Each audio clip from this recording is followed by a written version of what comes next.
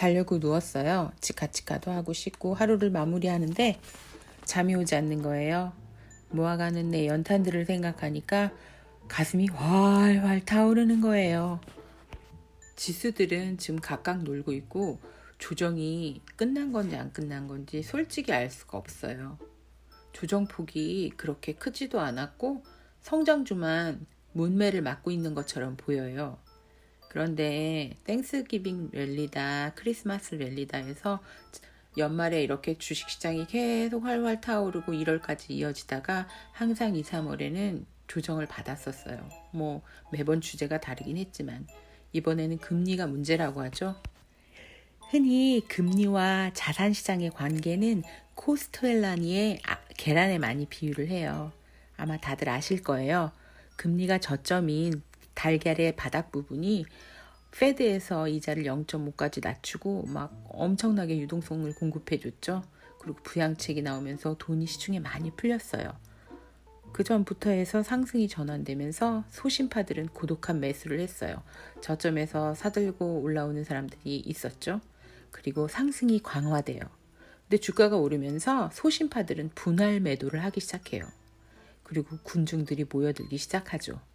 상승이 과열되면서 fear of missing out, 포모가 막 나타나는 거예요. 그리고 나서 금리가 고점에 오르면서 아직 금리가 고점인 것 같지는 않아 보이기도 해요. 하락 초기가 시작되는 거예요. 오늘 올라온 기사 중에 눈을 끄는 기사가 있었어요. 26일 날 대규모 블록딜이 진행이 됐대요. 골드만삭스하고 모건 스탠리는 브로커예요. 그 브로커를 통해서 블록딜이 나온 거예요. 블록딜은 그냥 시장 안에서 파는 게 아니라 살 사람을 찾아서 그 주식을 넘기는 거예요. 그런데 이 블록딜이 강제 청산을 당했다는 거예요. 황씨 아저씨가 타이거 펀드 운영하는 한국계라고 알려져 있거든요. 그런데 이 사람이 중국 주식들, 바이두, 텐센트 뮤직, VIP 숍 이런 주식들을 레버리지 5배짜리를 썼대요. 그런데 주가가 막 내리면서 마진콜이 들어와서 강제 청산을 당하게 된 거예요. 문제는 이 블록들이 그냥 이거 하나로 끝인 건지 아니면 앞으로도 계속 이렇게 강제 청산당하는 매물이 나올지 그게 문제인 거예요. 개미들도 마진을 써서 레버리지 들어갔던 사람들이 조정이 끝난 줄 알고 자리 잡았는데 주가가 하락하면서 정말 큰 손해를 입기도 했어요. 이 기사를 보고 사람들이 두려워하는 것은 이렇게 해서 블록딜이 시작이 되는 것이 아닌가 하는 거예요.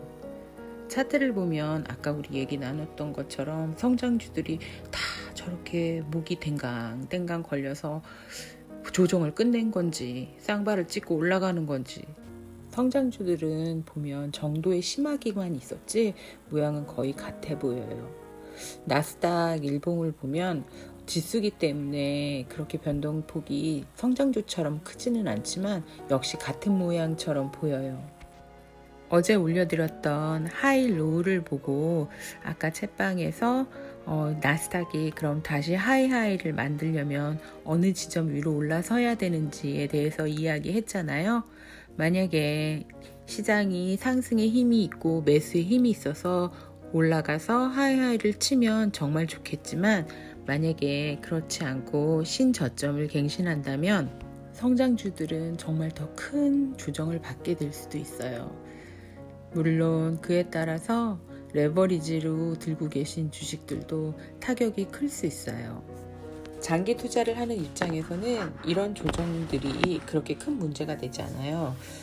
소신 있는 매도를 할 수도 있고 소신 있는 매수를 할 수도 있고 자기가 가진 시나리오대로 하시면 되는데요.